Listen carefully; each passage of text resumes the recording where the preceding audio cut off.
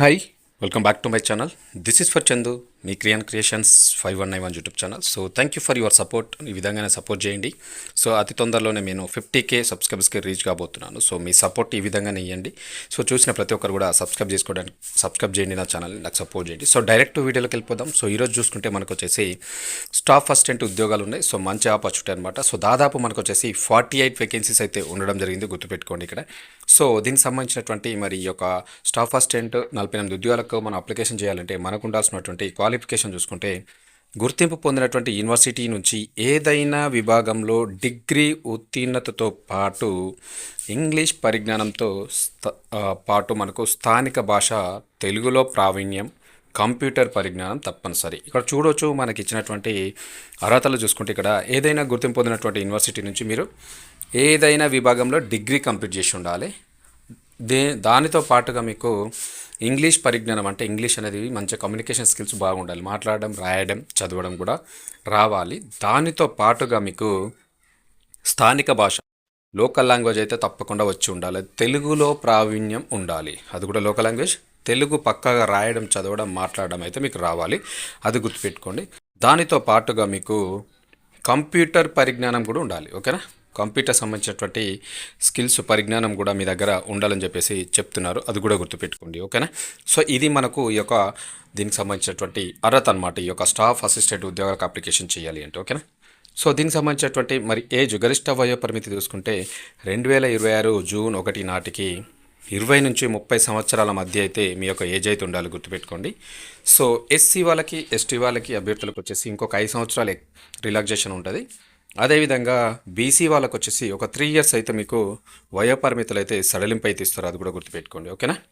So 30 ఏళ్ళు ఉండాలి. So SC ST వాళ్ళకి 5 ఇయర్స్, అదేవిధంగా బీసీ వాళ్ళకి ఇంకొక 3 ఇయర్స్ అయితే ఎక్స్ట్రా ఇస్తున్నారు సడలింపు, అది కూడా గుర్తుపెట్టుకోండి. సో ఇక్కడ జీతం చూసుకుంటే ఫర్ మంత్ మనకు ఎంత అనేది శాలరీ ఇస్తారు. ఈ యొక్క ఈ యొక్క ఉద్యోగానికి కనుక మనం సెలెక్ట్ అయితే మనకు వచ్చేటువంటి జీతం దాదాపు మంత్లీ వచ్చేసి 47,000 వరకు అయితే మీకు జీతం అయితే రావడం జరుగుతుంది, ఓకేనా. 47,000 రూపీస్ అయితే మీకు శాలరీ ఇస్తారు, అది కూడా గుర్తుపెట్టుకోండి, ఓకేనా. సో అస్సలు మిస్ అవ్వద్దు, ప్రతి ఒక్కరు కూడా అప్లికేషన్ చేయడానికి ట్రై చేయండి, ఓకేనా. సో నెక్స్ట్ చూసుకుంటే మరి మనకు దీనికి సంబంధించినటువంటి దరఖాస్తు ఫీజు, మరి అప్లికేషన్ ఫీజు అనేది ఎంత ఉంది చూసుకుంటే SC ST PWD and ex service man వీళ్ళకి వచ్చేసి దాదాపు మీరు 590 రూపాయలు అయితే మీరు అప్లికేషన్ సంబంధించినటువంటి ఫీ పేమెంట్ అయితే చేయాల్సి ఉంటుంది, అది గుర్తుపెట్టుకోండి. సో ఓసీ వాళ్ళు, అదేవిధంగా బీసీ వాళ్ళు, ఈడబ్ల్యూఎస్ వాళ్ళకి వచ్చేసి దాదాపు 826 రూపాయలు మీరు కూడా దరఖాస్తు ఫీజు అయితే చెల్లించాలి, అది కూడా గుర్తుపెట్టుకోండి, ఓకేనా. సో నెక్స్ట్ చూసుకుంటే ఇక్కడ మనకు సెలక్షన్ ప్రాసెస్, ఎంపిక ప్రక్రియ అనేది ఏ విధంగా ఉంటుంది. మనం అప్లికేషన్ చేసిన తర్వాత సెలక్షన్ ప్రాసెస్ చూసుకుంటే ఆన్లైన్ రాత పరీక్ష ఆధారంగా ఎంపిక అయితే చేస్తారు. మీరు అప్లికేషన్ చేసిన తర్వాత మీకు ఒకటి ఎగ్జామ్ కండక్ట్ చేస్తారు, ఇది కూడా ఆన్లైన్లోనే కండక్ట్ చేస్తారు. సో ఈ యొక్క ఎగ్జామ్ ద్వారా మిమ్మల్ని అయితే ఎంపిక అయితే చేస్తారని చెప్పేసి చెప్తున్నారు, గుర్తుపెట్టుకోండి. సో ప్రతి తప్పు సమాధానానికి 0.25 మార్కు నెగిటివ్ మార్కింగ్ ఉంటుందని చెప్పారు. ఇంటర్వ్యూ మాత్రం ఉండదు, ఓకేనా. ఒక ఎగ్జామ్ కండక్ట్ చేస్తారు, ఎగ్జామ్ త్రూ మిమ్మల్ని ఆన్బోర్డ్ చేసుకుంటారు. ఇక్కడ మనకి ఎగ్జామ్లో అయితే ప్రతి తప్పు సమాధానానికి 0.25 మార్క్, అంటే నెగిటివ్ మార్క్స్ కూడా ఉన్నాయి కాబట్టి చూసి ఎగ్జామ్లో కరెక్ట్గా రాయడానికి ట్రై చేయండి, ఓకేనా. తెలిసిన ఆన్సర్ ఉంటేనే క్వశ్చన్కి ఆన్సర్ చేయండి, ఓకేనా.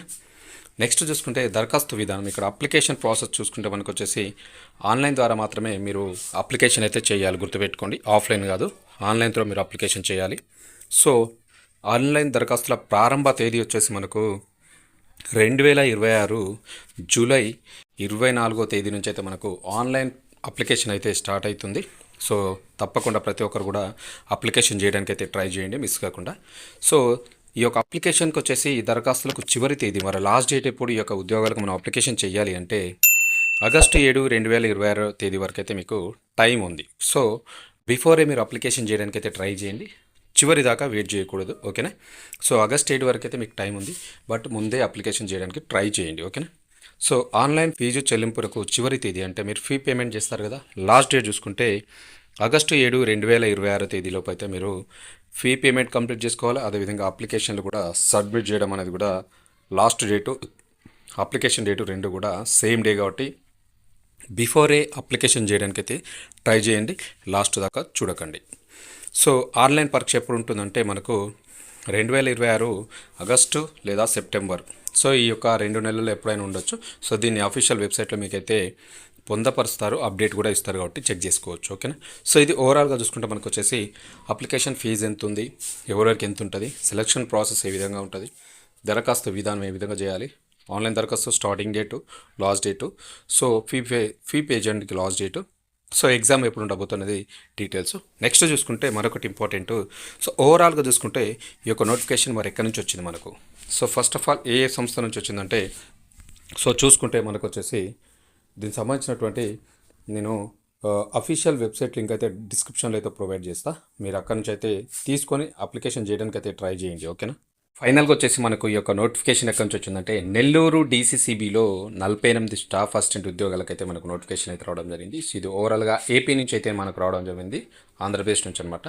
శ్రీ పొట్టి శ్రీరాములు నెల్లూరు జిల్లా కోఆపరేటివ్ సెంట్రల్ బ్యాంక్ లిమిటెడ్ డీసీసీబీలో మనకు స్టాఫ్ అసిస్టెంట్ పోస్టుల భర్తీకి అయితే వీళ్ళు దరఖాస్తులు అయితే ఆహ్వానిస్తున్నారు.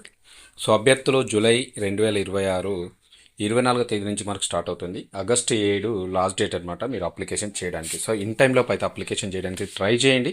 ఎవరైతే ఆంధ్రప్రదేశ్లో ఉన్నటువంటి నిరుద్యోగులు గుడ్ న్యూస్ అనమాట. మనకు 48 స్టాఫ్ అసిస్టెంట్ ఉద్యోగాలకైతే నోటిఫికేషన్ వచ్చింది కాబట్టి తప్పకుండా ప్రతి ఒక్కరు అప్లికేషన్ చేయడానికి అయితే ట్రై చేయండి.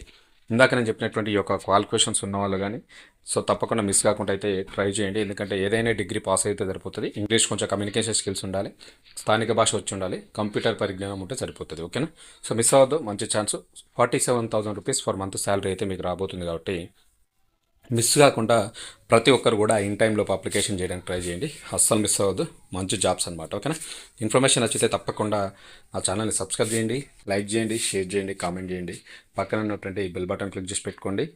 కామెంట్లో మీకు ఎలాంటి జాబ్స్ కావాలో కామెంట్ చేయండి. తప్పకుండా లైక్ చేయడం, హైప్ చేయడం అయితే మర్చిపోదు. ఓకేనా. Thank you very much. ఇది మరొక మంచి జాబ్ అప్డేట్ అనమాట. నచ్చింది అనుకుంటున్నా. Thank you. మరొక మంచి జాబ్ తోటి మళ్ళీ మీ ముందుకు వస్తా.